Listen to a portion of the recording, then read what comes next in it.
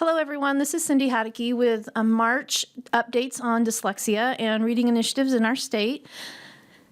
First, I want to talk about professional learning. There have been a lot of questions surrounding what the components of the professional learning should look like for the first year of rollout. Year one should be 6 hours of professional learning that is developed by KSDE.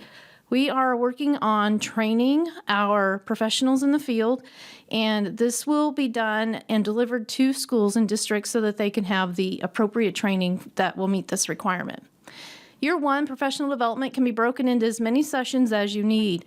Most common, and what I'm hearing from most schools, is that it will be done during PLC. So you could do 6 sessions of 1-hour sessions during your PLC time. It could be 1 day of learning. I highly recommend it's broken into some smaller chunks, like 2 3-hour sessions or even 3 2-hour learning sessions. And this can be broken out over the course of the school year. There's no requirement for time or duration at all for the years following implementation. So in year 2, you just have to conduct an annual professional learning that has to do with the components that the task force recommended.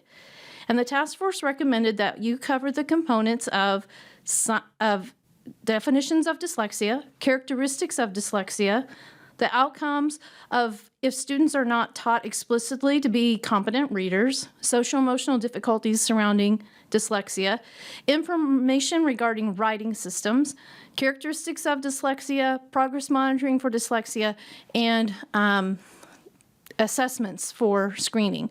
Those are the components that have to be in years 2 and beyond. It's an annual training at the discretion of the district on the topic surrounding those recommendations. We have actually published a rubric to assist districts with the components of the screening.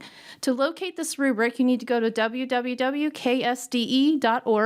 and at the top of the page, you see the alphabetic listing. Click on the D. When the drop-down list pops up, you want to click on the word dyslexia.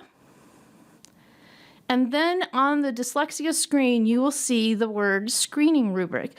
If you click on screening rubric, the information will appear regarding the components of the screener. The rubric explains all the components of the subtest. In this rubric, Appendix B does list assessments that many of our schools in Kansas already use for these screening devices.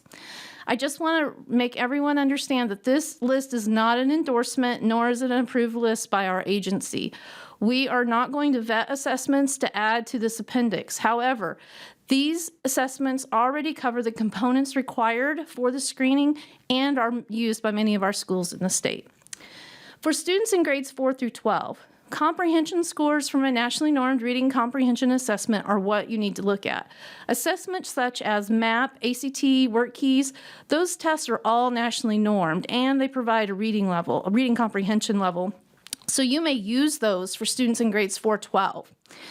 If a student, however, takes one of those assessments and does not falls below their grade level for reading comprehension, they must be given the oral reading fluency screener to determine where their intervention needs should begin. KSDE has already published a evidence-based literacy instruction guideline booklet, and you go to the same location that you did to find the screening rubric, except this you will see you would click on the evidence-based reading practices instruction guidelines. It's important that teachers understand the research and the evidence provided in this booklet regarding effective reading instruction. The components of the evidence-based programs are essential, but more important is the level understanding of the staff teaching reading. We really do not want schools to use the rubric as a checklist only. We really want teachers to understand how to provide the level of instruction needed with a deep understanding of how children learn to read and those processes involved. This booklet is a good beginning step for those discussions. It would not fulfill what teachers need to be able to know to help all students learn to read proficiently. At the back of the booklet is a checklist for schools to use, and you use this booklet to match your current programs to the components of structured literacy. I just want to make a note that this checklist was not intended to be used independent of the information in the booklet.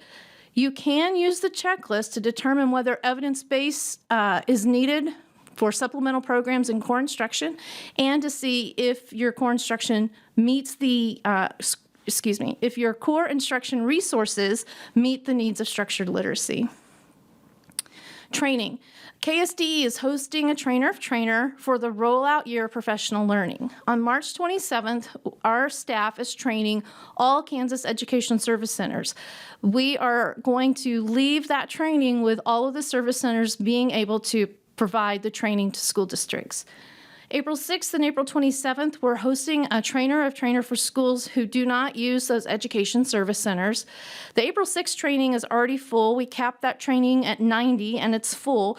The April 27th session has a few left, but it is near capacity. So if you would like to enroll in the training on April 27th, please contact Kelly Byrne.